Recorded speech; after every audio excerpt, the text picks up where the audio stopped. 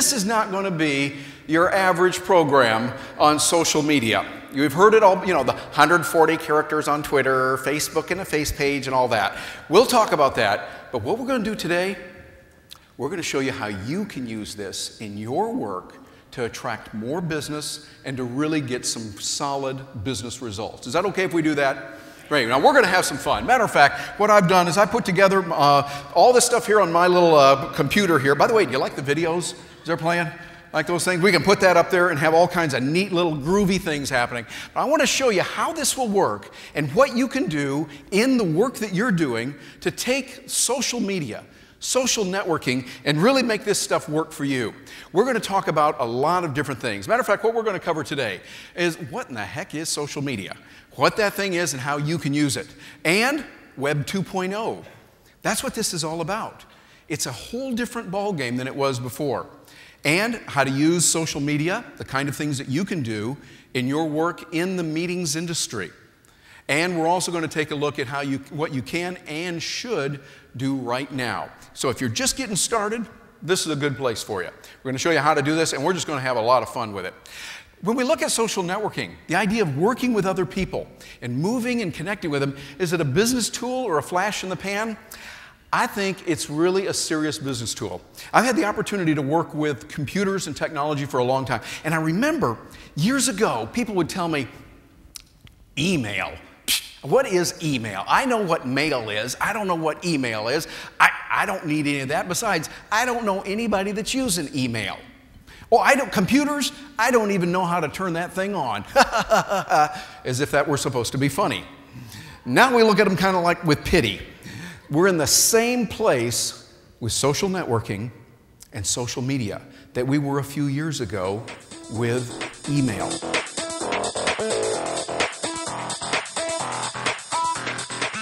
Now, Twitter gives us the ability, just that one media right there, gives us the ability to connect with people instantly.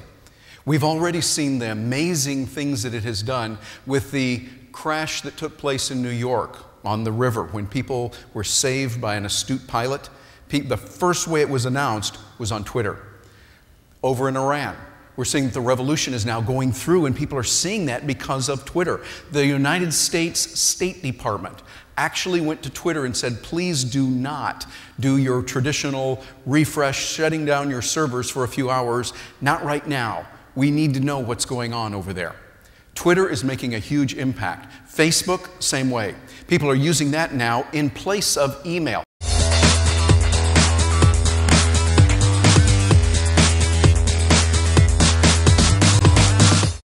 Today, things are a little bit different.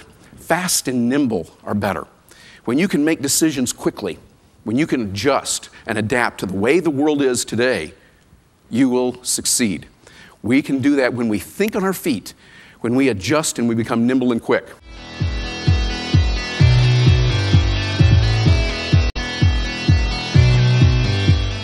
We look at the human web versus Google. I mean, we all use Google, right? Google's still great. I love it. We're working with it and doing great things. But, you know, the human web is even better. For instance, how many of you, just a show of hands, how many of you know a really good Japanese restaurant in Orlando? Okay, raise your hand. Look around the room. Okay? I could go on Google and look for Japanese restaurant, I like Japanese food, Japanese restaurant in Orlando, and I'd get from Google about 500 billion choices, right?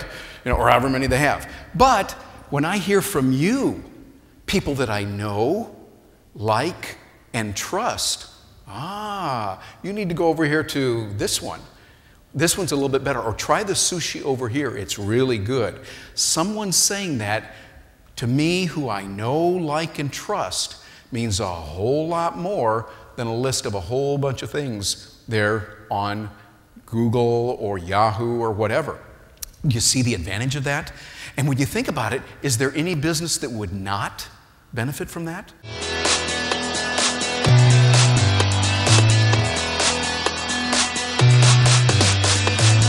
We have GoAmpy as a message place set up on Twitter. If you're familiar with Twitter and using it, we have what's called the hashtag. You know that little pound sign? It's set up. We've got that working. And Elizabeth Barrett is working with us right now. I think we've got a couple of things out there, don't we? She's like, go ahead, if you don't mind, would you stand up just a moment and mention it? She is using her iPhone. She's tapped into it right now as this meeting is being conducted, and we're able to see certain things that are happening. Do we have any questions that have come through so far, Elizabeth? We have several questions. Come on over here so they can hear you on the microphone. All right, one of them is, how do you measure social media? How do you measure social media? I would say one way that you would not measure it would be in how many followers you have. A lot of people say, oh, I've got this many followers. To me, that's like going, let's take it back in the 1920s. Let's suppose you were in business in the 1920s, and you've hired someone whose job it is to generate more business for you. Okay, that's good. That's a really good thing. What if that person says, well, I'm involved with the College Park Chamber of Commerce and the Orlando Chamber of Commerce and the Seminole Chamber of Commerce and the West Orange Chamber of Commerce, and I'm getting over into the Tampa Chamber of Commerce, and you know how many business cards I got? Look at all those business cards. Well, that's not the end of the game. I mean, does it really matter how many business cards you've collected? No. What does matter? Dollars. Ooh, I like that. Yeah, the dollars. How many people you're actually connecting with in a real way. Real connection. See, the internet gives us an opportunity to have a lot of plastic relationships, if we can call them a relationship. You know them in a peripheral way, and that's okay. It's like getting a business card at a meeting. That's not bad. It's good. But we've got to go much farther than that before we say, yes, I want to join someone.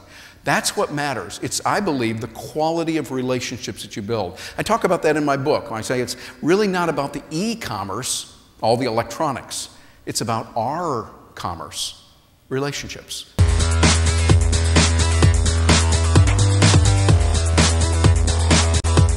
Today, relationships matter more than ever. In an age when we've got too many cell phones going off, too much email, too many channels on TV, too many choices, we need people. And that's where your opportunity is. It's really about relationships, not commerce. It is about the R commerce, not the e-commerce and the electronics. Nothing against that. You know me, I'm still using the technology and loving it. But what matters most is the relationship with people. Which leads me to something else I've seen. Have you ever heard this analogy? People say, well, business is war. You got to get out there and you got to fight. I remember I was speaking at a group once, and the VP of sales got up. Real tough guy. Guys, and usually it was mostly guys out there. Guys, this is literal war out there. And I thought, literal war, huh? Are you like killing people? Are you blowing up things? I mean, this is what war is all about. Really, even if you win, you don't win. There's dead bodies. You die. People die on your side. You're destroying things. I think a much better analogy is from something, again, from when I grew up in the Midwest. I think it's not about war as our metaphor. I think it's more like farming. No, I think that's what it is. You know, because when you look at farming, you think, what are they doing? They're surveying the land. They're studying it. Is this the right place to go? They're going out. They're tilling the soil, planting the seeds, nurturing those seeds, watching out for predators that would come by. You put up fences, keep out things, animals and others that might want to get in and steal what you've got. You also take care of the weeds. Get rid of the weeds that are out there. And you have a harvest. You take care of things there, and you have a bountiful harvest. You always put your seed cord back in for the next season. It's ongoing. I think that farming is really the analogy that we should embrace as we look at the world and the way it really works, and particularly in the 21st century. War is becoming very outdated. We're seeing that clearly in the news daily. And we're seeing that that is not necessarily the way to make change. A better way to be to think about relationships, to establish, build, and maintain those relationships. That's the key. The way that we get ahead is by building those relationships. And here's the beauty of it. We can use the technology to leverage that. By leveraging the technology, we can help people more.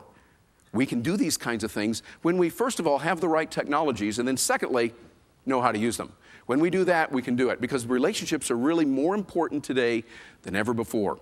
In an era when there's so much confusion, so much stuff that's out there that's not real, we want to come together with people.